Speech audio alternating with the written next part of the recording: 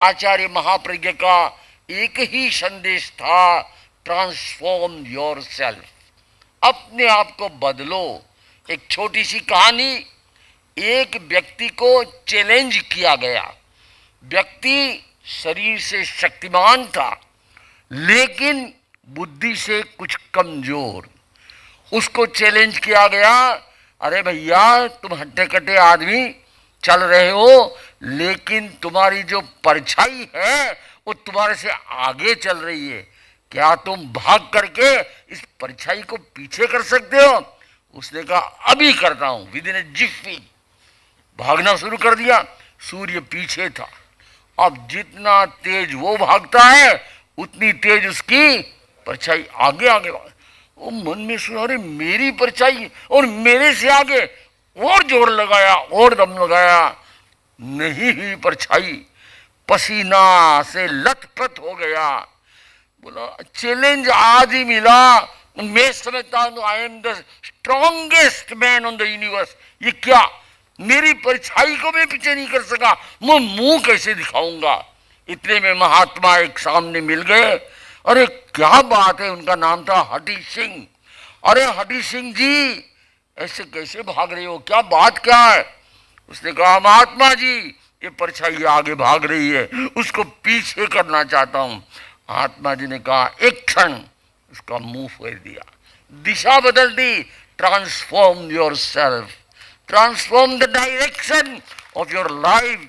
और उससे कहा धीरे धीरे चलो, परछाई तुम्हारे से आगे नहीं जाएगी।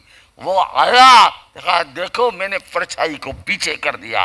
लोगों ने तालियां पीटी, लेकिन पूछा हठी सिंह जी ये आइडिया किसका है? अरे आइडिया तो महात्मा जी का था, किया तो मैंने ना।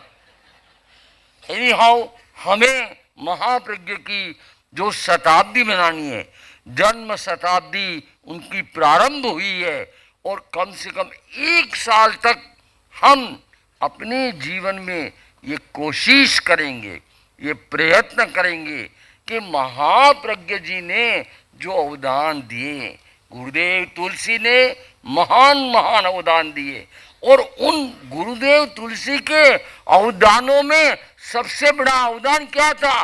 महाप्रज्ञ का निर्माण। एक 10 साल का भोला बच्चा जिसने स्कूल देखे कहां से, उनके गांव में स्कूल थी ही नहीं।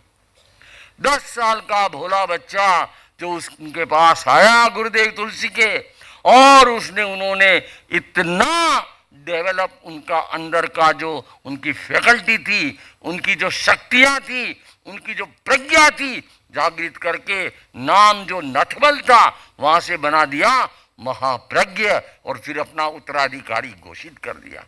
वो महाप्रज्ञ गुरुदेव तुलसी के उन अवदानों को आगे बढ़ाते हुए प्रेक्षा ध्यान, the scientific meditational technique for the transformation of the self उन्होंने प्रदान किया।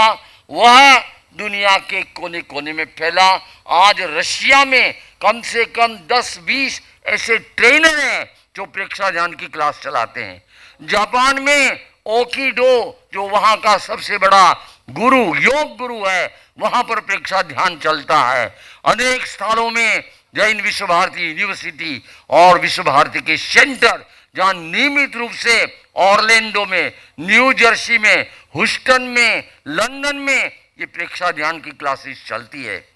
तो मैं आपको ये कहना चाहता हूँ कि महाप्रज्ञ को हम सब श्रद्धांजलि देना चाहते हैं। कैसे देंगे?